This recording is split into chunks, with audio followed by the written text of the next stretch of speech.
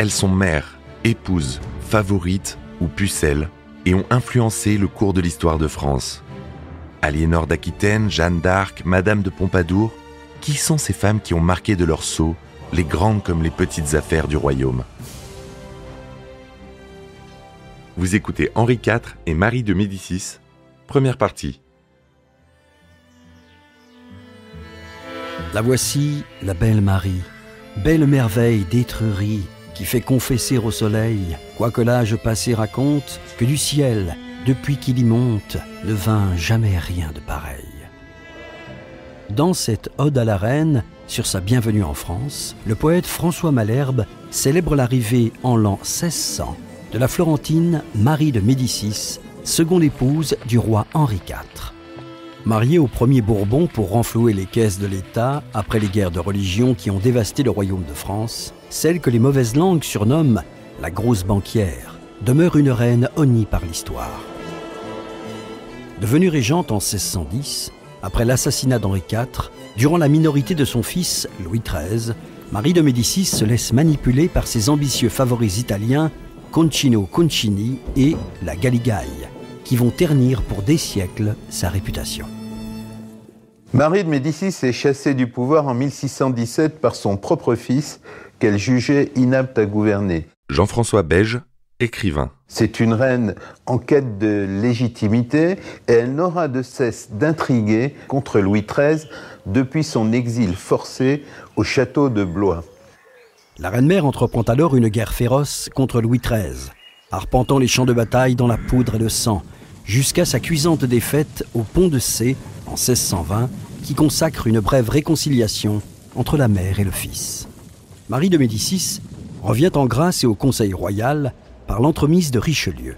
Mais celui qui fut sa créature et qu'elle avait hissé sur le siège de cardinal, puis sur celui très convoité de principal ministre, est devenu trop puissant à son goût.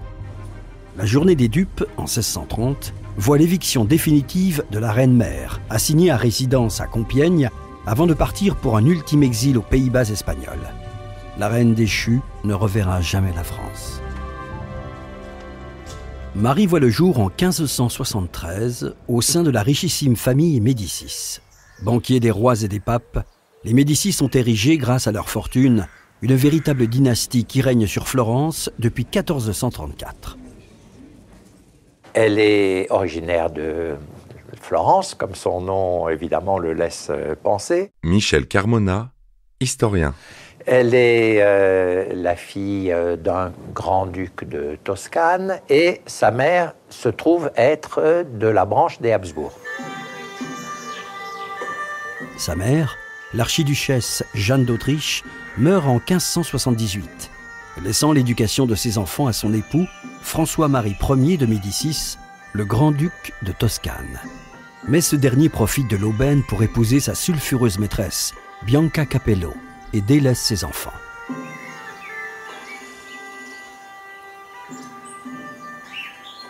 Marie reçoit une éducation humaniste de princesse au palais Pitti de Florence. Elle est confiée aux bons soins d'une parente, Francesca Orsini, qui lui inculque la piété et la discrétion. La jeune fille tombe alors éperdument amoureuse du fils de sa préceptrice, Virginio, élevé à son côté. La princesse montre de grandes aptitudes en mathématiques, en chimie et en botanique. Elle pratique aussi avec ardeur le dessin, la sculpture, la gravure et elle excelle en musique. Mais la mésalliance de son père suscite une grande jalousie de la part de Marie de Médicis envers sa belle-mère. Elle la considère comme une vulgaire fille publique et dont elle doit supporter la présence humiliante à la cour de Toscane. À cette époque, on lui attache les services d'une jeune fille pétillante et particulièrement intelligente, Leonora Dori, de naissance incertaine et de 5 ans son aînée. L'histoire retiendra la femme trouble et manipulatrice qu'elle va devenir sous le nom de Galigaille. Mais pour l'heure, les deux jeunes filles nouent une profonde amitié et Marie prend conseil auprès de Leonora en toutes circonstances. En 1587, le grand-duc et son épouse meurent tous deux dans des circonstances particulièrement troublantes. Des rumeurs d'empoisonnement bruissent bientôt dans les couloirs du palais Pitti. Ferdinand, le frère cadet du grand-duc, renonce à la pourpre cardinalice pour assurer la succession. Marie est une jeune fille gracieuse, au teint éclatant et à l'abondante chevelure blonde. D'abord, les Médicis sont richissimes. La princesse de Toscane est un très beau parti et de prestigieux prétendants se bousculent bientôt devant celle qu'on surnomme la petite fiancée de l'Europe.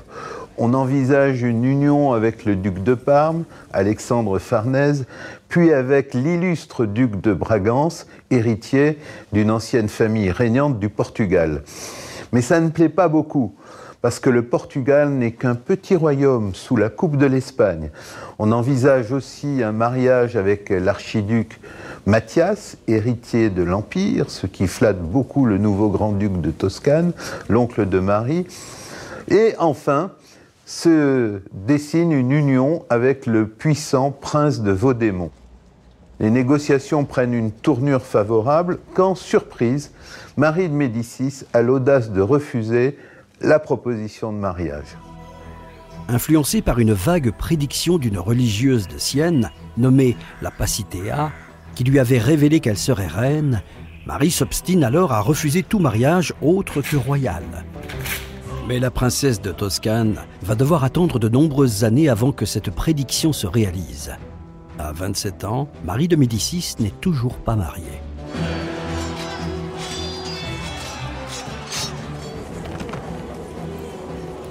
En 1589, le royaume de France est en pleine guerre de religion. Henri III, dernier roi de la dynastie des Valois, est assassiné. Avant de mourir, il désigne son cousin Bourbon, le huguenot Henri de Navarre, pour lui succéder sous le nom d'Henri IV. À la mort d'Henri III, effectivement, les Français se réveillent avec un souverain qui a une religion qui n'est pas celle de plus de 90, peut-être 95% de la population. Après 260 ans de règne, la maison des Valois, branche cadette de la dynastie capétienne, doit céder le trône à la maison des Bourbons. La France vient de traverser plusieurs décennies d'une guerre civile impitoyable. Et pendant 30 ans, elle a été dirigée par des rois jeunes et influençables. Il s'agit des trois fils d'Henri II et Catherine de Médicis, François II, Charles IX et Henri III. Pour sortir des dissensions religieuses qui l'y étouffent, le royaume a besoin d'un monarque fort et fédérateur. Roi sans couronne, Henri IV, premier Bourbon, doit encore lutter contre la Ligue catholique, véritable contre-pouvoir politique et militaire qui ne veut pas d'un protestant sur le trône de France. Non seulement c'est un hérétique, mais c'est ce qu'on appelle un relapse. Philippe Hamon, professeur d'histoire. C'est-à-dire quelqu'un qui a été catholique une partie de sa vie et qui est revenu à l'hérésie. Donc c'est encore plus grave. Henri IV a changé une bonne demi-douzaine de fois de religion entre sa naissance et 1589, et donc il ajoute à la casquette, si j'ose dire, de l'hérétique calviniste, du disciple de Calvin, la casquette de celui qui, d'une certaine façon, n'a pas vraiment de religion, qui est capable d'en changer et qui l'a prouvé maintes fois.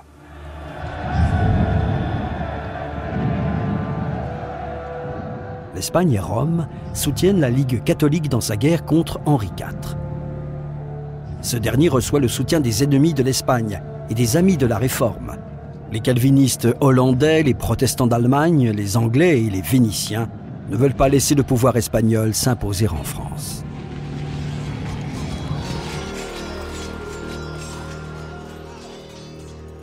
Le roi paie de sa personne dans les batailles, spécialement à Ivry. Nicolas Leroux, historien et professeur.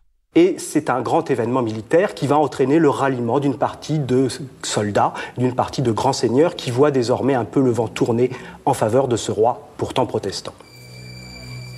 Le pape Sixte Quint, qui a excommunié Henri en 1585, comprend que la sauvegarde du catholicisme romain n'est pas la seule raison qui pousse le roi Philippe II d'Espagne à se mêler des affaires de la France. Il envisage donc la conversion au catholicisme d'Henri comme la condition préalable à son couronnement. Enfin, malgré la propagande de la Ligue catholique, la majorité des Français supportent mal l'ingérence de la monarchie espagnole et préfèrent voir un Français, même hérétique, ceindre la couronne. Le Français lambda se doute bien que l'invasion espagnole, pour garder la couronne catholique, cache quelque chose. Michel de Decker, écrivain d'histoire. Que c'est un jeu trouble, que c'est interlope. Si bien que Philippe II et son armée d'Espagnols n'est pas du tout bien apprécié sur le territoire. C'est donc dans ces circonstances que le roi précipite les choses. Il décide de faire le saut périlleux justement pour couper court aux prétentions des autres princes, voire princesses, à la couronne de France. C'est une conversion largement politique. Le 25 juillet 1593, le roi abjure la religion réformée dans la basilique de Saint-Denis. Le soir même, le royaume est illuminé par les innombrables feux de joie allumés par une population en liesse.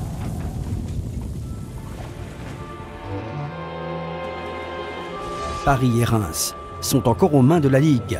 Henri IV est donc sacré à Chartres le 27 février 1594. Un mois plus tard, le roi entre triomphalement dans la capitale.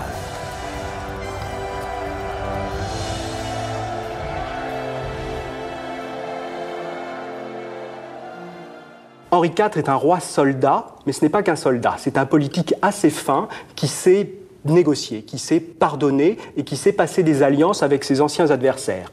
Et c'est ce qu'il fait en particulier avec les villes ligueuses qui se rallient, il pardonne, ou bien avec les grands seigneurs catholiques de la Ligue, à qui il va également pardonner, à qui il va même donner des pensions, des dons assez importants pour oublier le passé. Il mène une politique de clémence, qui surprend d'ailleurs, une politique de clémence qui va être jugée comme inspirée par Dieu. S'il s'emploie à maintenir la paix à l'intérieur du royaume, Henri IV entend punir l'Espagne en menant contre elle une guerre féroce dans les années 1595-1598. Ces victoires militaires redorent le prestige du roi et unissent son peuple derrière lui. Pendant que les négociations de paix avec l'Espagne suivent leur cours, Henri IV se tourne vers le problème intérieur le plus urgent, la revendication de liberté religieuse des protestants. Avec la signature de l'édit de Nantes, le 13 avril 1598, le roi met un terme à 36 ans de guerre de religion qui ont épuisé le royaume. Les Huguenots sont amnistiés des crimes commis durant la guerre civile. Cet édit de tolérance reconnaît le protestantisme et, au nom de la liberté de conscience, autorise l'exercice du culte réformé. Le mot de tolérance, qui pour nous est devenu un mot très positif aujourd'hui, en fait, tolérer, c'est accepter du bout des lèvres. Philippe Hamon, professeur d'histoire. Mais la majorité catholique et le roi catholique tolèrent l'existence d'églises protestantes sur le territoire. Et pour donner plus de garanties aux protestants contre des velléités de reconquête par la force de la part du catholicisme, les protestants disposent d'un certain nombre de places fortes qui sont à eux, qui sont payées par le trésor royal, mais dans lesquelles il y a des capitaines et des garnisons protestantes. Et c'est ce qu'on appelle les places de sûreté, en somme les places qui les garantissent. Henri IV établit la coexistence non violente de deux confessions dont une est légitime et pas l'autre. Mais il devient quand même, grâce à l'édit de Nantes, ce symbole, ce souverain symbole de l'exercice de la tolérance et, j'allais dire, d'un pouvoir politique qui parvient à imposer la tolérance à des sujets partagés entre deux confessions religieuses. Pourtant, l'édit ne satisfait pleinement aucune des deux factions et l'équilibre demeure fragile. Le roi a maintenant 46 ans et lorsqu'il tombe gravement malade, chacun se rend compte du cataclysme qui s'abattrait sur le royaume s'il venait à mourir sans héritier. Depuis 1572, il est marié à Marguerite de Valois, la fille d'Henri II et Catherine de Médicis. Mais les époux vivent séparés, chacun mène sa vie amoureuse de son côté. Marguerite se montre favorable au divorce. On cherche donc à Henri IV une épouse digne de son rang, mais le roi, qu'on surnomme le Vert galant, en référence à ses nombreuses conquêtes féminines, entend épouser sa maîtresse, la belle Gabrielle d'Estrées, qui lui a déjà donné 2 fils. La cour s'indigne, et Marguerite de Valois ne peut consentir à laisser sa place à une fille de basse naissance. Gabrielle meurt opportunément le 10 avril 1599. Pour sortir le roi de son chagrin, son entourage lui présente la jeune et virginale Henriette d'Entragues, fille de Marie Touchet, elle-même ancienne favorite du roi Charles IX. Henri IV tombe sous son charme et promet le mariage à la belle, aux grandes dames du principal ministre Sully, qui s'empresse de déchirer une imprudente lettre signée de la main du roi. La France sort exsangue des guerres de religion et doit aux Médicis la somme astronomique de 1 174 147 écus. Pour effacer une partie de l'ardoise, une union stratégique se dessine alors entre Henri IV et la princesse de Toscane, Marie de Médicis. En apprenant les négociations du mariage, Henriette, la nouvelle favorite en titre, entre dans une colère noire que seul le don du marquisat de Verneuil parvient quelque peu à apaiser.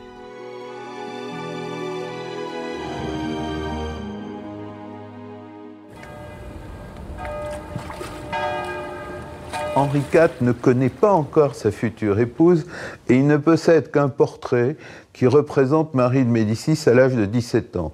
Jean-François Beige, écrivain. Or, elle en a aujourd'hui 27. Il profite donc d'une mission confiée à un émissaire à Rome pour remercier le pape d'avoir bien voulu annuler sa première union avec Marguerite de Valois et il ordonne à cet envoyé spécial de passer par Florence. L'émissaire doit observer avec soin la jeune femme et faire son compte-rendu au roi. De retour au Louvre, celui-ci ne tarit pas d'éloges sur la physionomie majestueuse de la princesse, son teint clair, ses cheveux blonds, sa poitrine généreuse et son double menton, qui sont des charmes très appréciés dans les canons de beauté de l'époque. Le 5 octobre 1600, à Florence, Marie de Médicis épouse Henri IV par procuration. Le contrat de mariage prévoit une dot substantielle, 250 000 écus payés par annulation de créances et 350 000 écus payés comptant. La pieuse Marie de Médicis incarne alors, pour les catholiques, l'espoir de la reconquête des âmes. Quand le mariage de Henri IV avec Marie de Médicis a été négocié, ça a été sous l'égide du pape et c'était un peu comme un élément du puzzle de réconciliation entre Henri IV, dont le pape se méfiait évidemment en raison de son protestantisme d'origine, et puis la conversion au catholicisme de Henri IV. Et Marie de Médicis s'est vue donner une mission par le pape qui était, en somme, ma chère princesse, épousez le roi de France, faites-lui beaucoup d'enfants, bon catholique. Comme elle est assez nettement plus jeune que Henri IV, il y a fort à parier que même sans l'assassinat d'Henri IV, elle va lui survivre. Avec l'assassinat d'Henri IV, effectivement, elle lui survit. Et donc, tout son programme politique, c'est de pouvoir amarrer la France au catholicisme. Et elle va s'y employer. Dans ce but, le souverain pontife prie la nouvelle reine de France de favoriser le retour des jésuites. Accusés d'avoir inspiré l'attentat de Jean Châtel contre Henri IV en 1594, ces derniers ont été bannis du royaume de France. Avant qu'elle n'embarque pour sa nouvelle patrie, le grand-duc ne cesse de répéter à sa nièce cette dernière recommandation « Soyez enceinte ». Le 9 novembre 1600, Marie arrive à Marseille, mais ce n'est qu'un mois plus tard à Lyon qu'elle rencontre enfin son époux pour la première fois. Le mariage religieux est célébré le 17 décembre. 9 mois plus tard, le 27 septembre 1601, naît le futur Louis XIII. Marie a accompli sa mission en donnant un dauphin à la France. C'est un événement. Françoise Hildesheimer, conservateur général du patrimoine. Eh bien parce que c'est un enfant mâle, c'est la descendance du roi qui est assurée et ça stabilise, si je puis dire, l'avenir de la dynastie des Bourbons. Le bonheur pourrait être complet si les frasques amoureuses du ver galant ne minaient pas peu à peu les relations au sein du couple royal.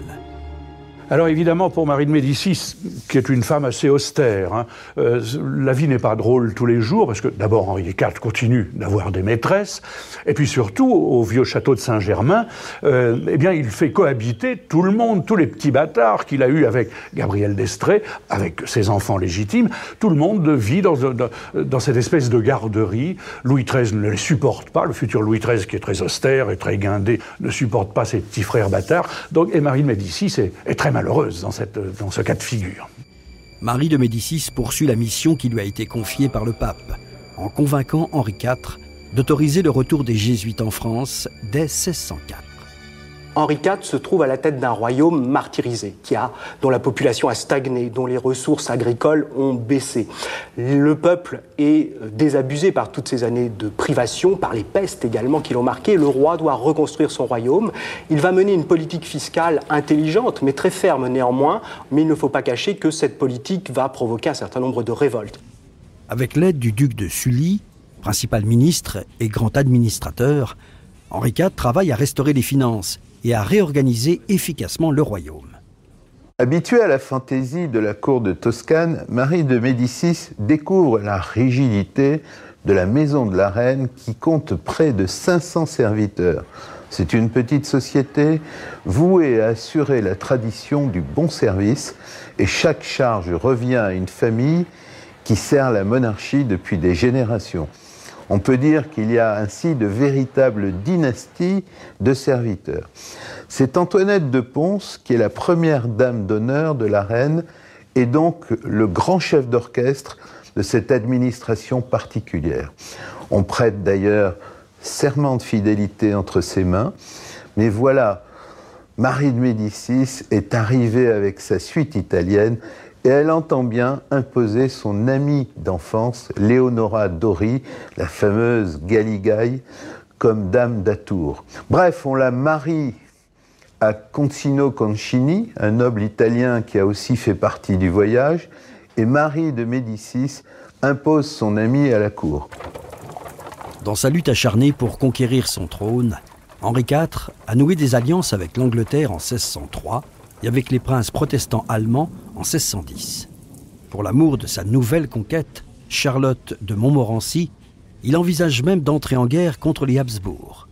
Après les innombrables tentatives d'assassinat fomentées contre lui et l'épuisement causé par les guerres de religion, la santé du roi décline, laissant entrevoir la possibilité d'une régence. Marie de Médicis prêche en faveur du sacre qui lui donnerait toute la légitimité nécessaire au cas où le roi viendrait à disparaître, car le futur Louis XIII est encore mineur. Le 13 mai 1610, Marie de Médicis est sacrée à Saint-Denis avec tous les honneurs. Le lendemain, 14 mai 1610, alors que son carrosse emprunte la rue de la Ferronnerie à Paris, Henri IV est assassiné par un fanatique religieux, François Ravaillac. Il laisse à son fils, le jeune Louis XIII, un royaume agrandi qui représente près des 4/5 de la France actuelle et compte une population hétéroclite d'environ 12 millions de sujets. Mais ce territoire est encore désuni sur le plan religieux. Le roi a remporté les guerres de religion, si l'on peut dire. Nicolas Leroux, historien et professeur. Il a pacifié son royaume, mais il meurt tragiquement en 1610, assassiné par Ravaillac. Le choc est tellement fort, les Français sont tellement effrayés, ils ont tellement peur que les guerres civiles reprennent, comme elles avaient eu lieu pendant 30 ans auparavant, qu'ils vont idéaliser assez rapidement la figure de ce roi pacificateur, de ce roi Henri, qui a donné la paix au royaume de France.